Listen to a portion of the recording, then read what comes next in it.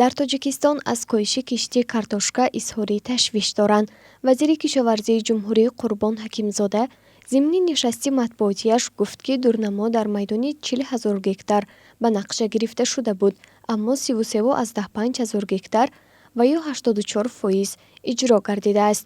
Ба иттилои манбаъ, ҳарчанд ин маҳсулот нисбат ба соли қаблӣ 1365 гектар бештар кишт шуда бошад ҳам, аммо нисбат ба нақшаи соли ҷорӣ 6477 гектар кам аст.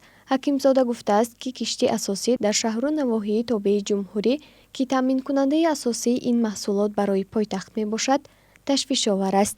Вазир гуфтааст, ки ҳатто барои чунин камбудӣ сардори раёсати кишоварзии ноҳияро аз мақомаш барканор кардааст ва нисбат ба роҳбарони дигар ҷамоатҳо низ чораҷӯӣ хоҳад кард. Ном бурда гуфт, ки як моҳа талаботи аҳолӣ ба картошка 86-90 ҳазор тонна картошка аст.